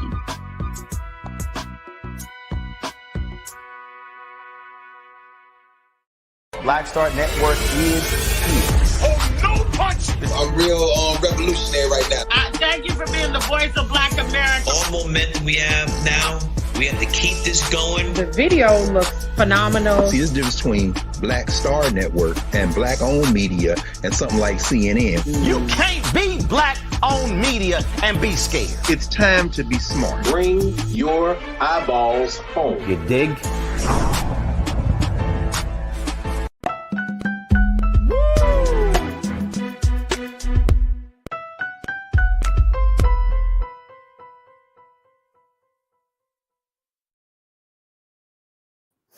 All right, y'all. Welcome back to The Culture here on the Black Star Network. I'm your host, Farajii Muhammad. Look, I love my sisters, man, and I appreciate them, and I thank them so much for their fire and their passion, because I'm going to be honest with y'all. We need to have the conversation. So I'm joined by my sisters, Corinna Denise, my sister, Kimberly Morrow. I want to apologize to our special guest, Caroline Brewer, who's been waiting patiently. She's like, what did I just walk into? Oh, wait a minute. Hold on, Corinna. You on mute. Let's bring my sister Caroline Brewer. Caroline, she is an author, and she has written a book called Save Their Names, and she's also an educator and activist that she's looking to do her part to teach children about social justice. What a day to be on the show here, Caroline. So I sincerely apologize for the wait, but let's talk about the work that you're doing. And if you want to share your thoughts, not putting you on the spot, but this is a very important time for Black folks, and an important time for even us to have conversations about social justice. Talk to us about your new book, Save Their Names, the inspiring new book that you're putting out. It's inspired by George Floyd protests, and it's a first of its kind in the aftermath, featuring a child's perspective. What was talk to us a little bit about this work and how you got to this place, and why it's important for us to teach our children about social justice. Thank you so much for having me, Farajii. I want to You're say welcome. I invited Adrian Brandon, and I hope we can bring him on. He is the illustrator of Say Their Names. He's an artist living in Brooklyn, and he did some very special work around the Black Lives Matter movement. He created a series called the Stolen Series. We also have Dr. Mustafa Santiago Ali, who I believe you know, and he Yes. agreed to be on. He's been a big supporter of this book. He and I have worked together on environmental justice issues, which are, of course, social justice issues. So I hope we can bring them into the conversation. They've been waiting along with me I to appreciate that. have a moment on the show. So Say Their Names is a book about 7-year-old Aaliyah's journey to create a movement around love in the aftermath of George Floyd's death and murder and the protest. And it came to me after I visited Black Lives Matter Plaza here in Washington, D.C. And I thought about how children are processing these tragic experiences that too many Americans and overwhelmingly African Americans and Native Americans are having when it comes to police activity and also to racial actors. And so I wanted to write something for children in the voice of a child, through the eyes of a child, with the hope and imagination of a child. And what's been beautiful is that this book has been speaking to people of all ages. I call it a community book, not a children's book. And I want to say a year ago, I came across a speech from Dr. Martin Luther King Jr. that I had not been aware of. And he spoke to middle school, junior high school students in Philadelphia. And what he said to them is that they should make that they should have in their life's blueprint a deep belief in their own dignity, their own worth, and their own somebodyness. He said, don't allow anybody to make you feel that you are nobody.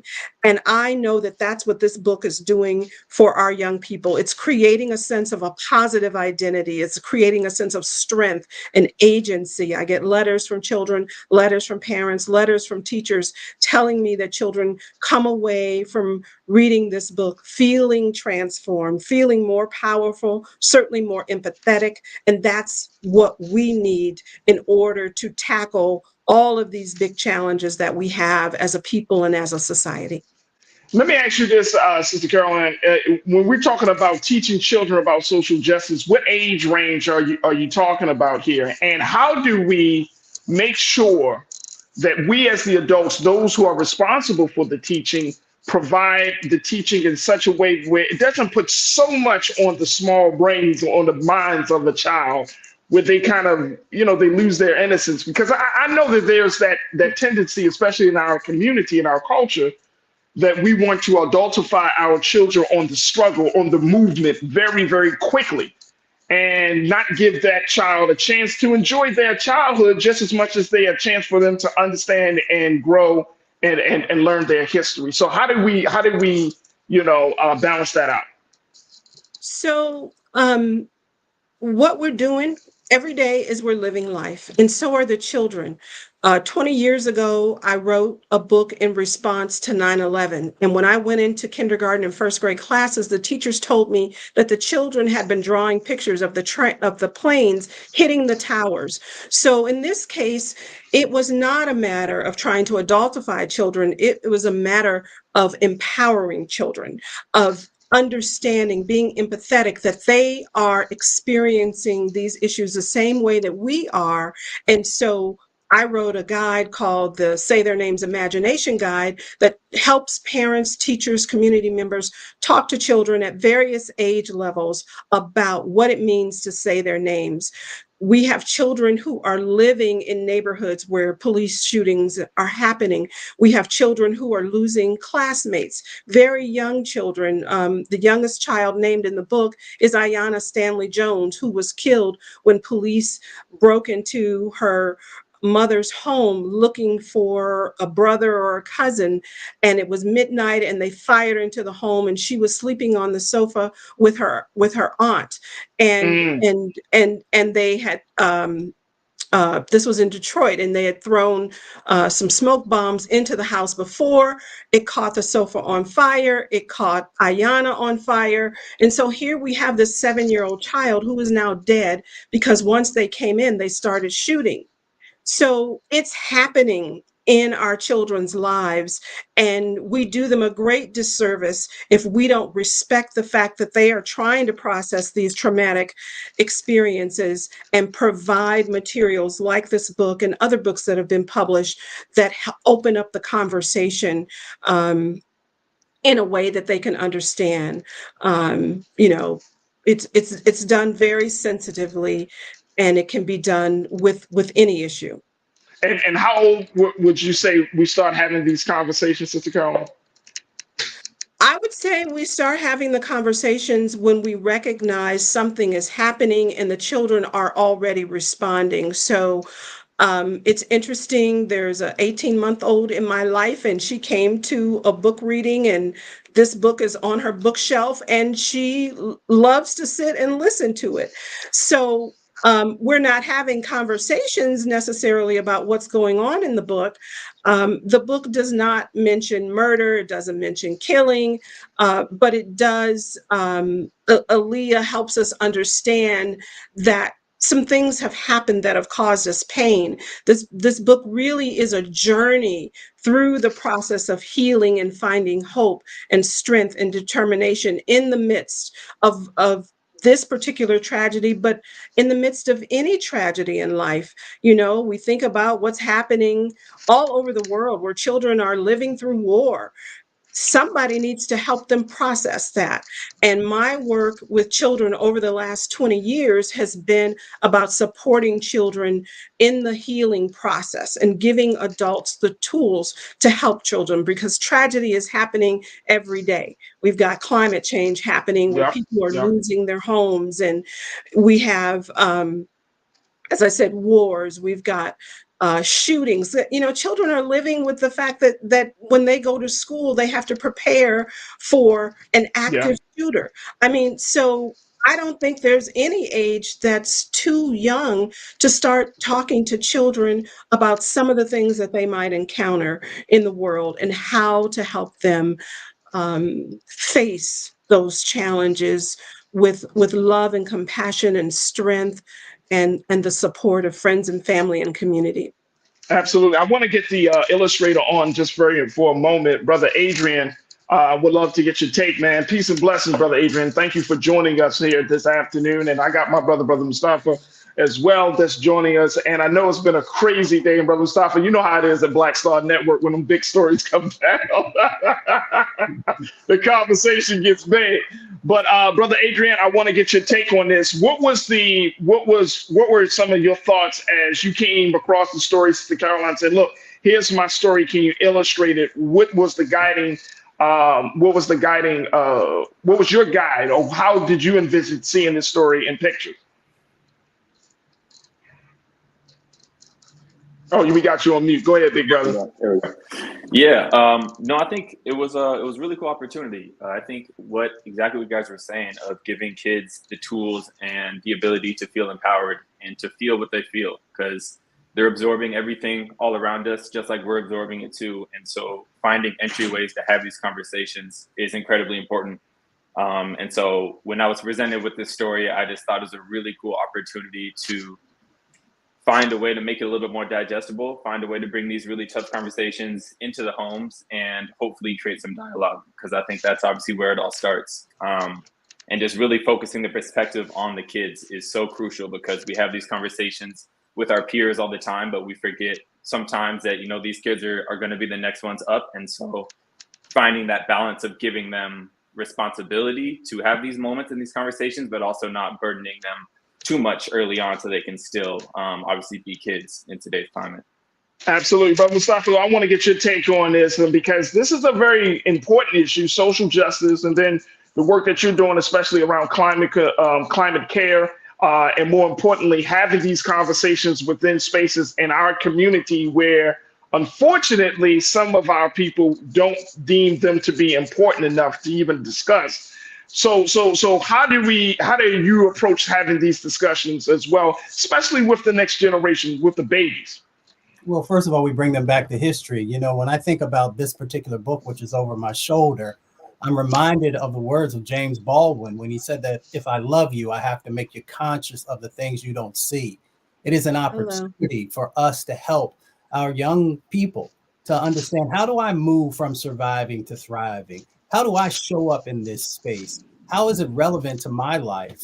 And we begin there by helping folks to understand how these issues impact us on an everyday level, and not being from a victimhood stance, but understanding that we have power in this moment, and help young people to understand that you don't have to wait until you're an elder to actually have power, to have influence, to have the ability. I love that. I love that, brother. I think that is absolutely the truth. Sister Caroline, we got a moment left. How can people pick up a copy of the book? Because the crew here, all the folks in the chat are just really excited about the work that you and Brother Adrian, Brother Mustafa are doing around this issue. So how can folks support? Thank you so much. And I can't thank these brothers enough for being on with me. They are the strength of our community. The book is available at any bookstore anywhere in the country. You can order it from any bookstore in the country. I want to thank Raycraft Books, which is my publisher, and they are the folks that brought Adrian and me together to create this book. This is the first time Adrian and I have been together in a space like this. So I'm so grateful for his work and for his time. So any bookstore, I live in DC, so there's Mahogany Books and Sankofa and Politics and Prose. All the local bookstores have the books, but bookstores across the country can order the books if they don't have it in the actual bookstore. So and folks, y'all can go to her website, CarolineBrewerBooks.com, CarolineBrewerBooks.com. And you can order the books as well and see all the great work that she's doing. I mean, it's a beautiful site. A lot has been is on here, and great for a lot of parents, especially for all our parents, aunties and uncles and grandparents. They need a resource, and this looks like this will be a great website for that. So Sister Carolyn, Brother Adrian, Brother Mustafa, I appreciate each and every one of you for doing the work that you do. Again, we apologize about the shortness of time, but we would certainly love to bring you back to have further conversations about this, because I think it's too important, especially now, especially during this presidential year, especially during a year of attacks on DEI and so many other things that our people are undergoing, that we need to prepare the next generation for to be a part of the movement for Black liberation. So I appreciate each and every one of you. Thank you for being so good for the culture. Thank you for having us. Absolutely. Let me bring my sisters back. We got my sister Corinna, my sister Kimberly, man, oh man. As we close out the show here, can we bring them back in? There we go. Kimberly and Corinna. They still ain't calm. They ain't calmed down. They still fired up and ready to go.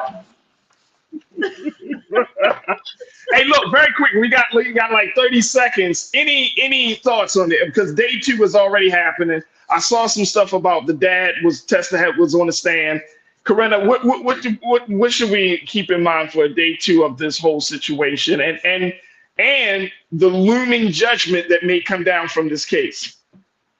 Again, and I just can't say it enough, we have to make sure we see the bigger picture of how they're going to try and finagle this and make it work in the Tangerine Tyrant's favor. Okay, because ultimately what they want to do is derail that case. Now, God forbid she loses this case, it could be reassigned. I'm not sure about the particulars, or, it could be thrown out altogether. And that's the last thing we need. So I think it happened, and we got to look how to move forward now. We need to support our sister and uplift her. And I would definitely encourage you to watch the trial, or at least see the playback, the pertinent parts, to see how this goes. And it's just a reflection on the pattern, as I mentioned earlier, of the attack on Black people in this country right now. And like I always say, I sound extreme, but they have been extreme. So let's support our good sis in spite of it all. And we need to keep our eye on the bigger picture. That's right, because when they go low, right, Kimberly? When they go low, we hit the flow. Sometimes you got to meet them at their level and be like, blah. But, you know.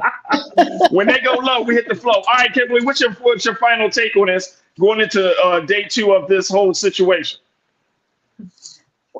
Basically, I'm going to reiterate what Sister Corinna said. Make sure you're watching it and make sure you're really paying attention to the nuances. And when I say watching it, not just the sound bites. Like you actually have to sit there and listen and truly listen to what questions they're asking. They're not asking questions that have anything to do with the threshold for the conflict of interest that they must meet to prove that it was a conflict of interest. The money that they're talking about is too low. It's not even, it doesn't make the threshold. And you really have to listen to the questions that are being asked. And the judge has said a few times, like, that is irrelevant. That's been asked and answered. Like, really pay attention to what the defense is asking the witnesses on the stand. So that is going to be my last piece of advice to those who are listening. There it is. Kimberly Morrow, Corinna, Denise, thank you so much. And you know what? We'll see how everything goes. So I appreciate y'all, sisters. Thank y'all so much for being on the show. And of course, being so good for the culture. Thank you.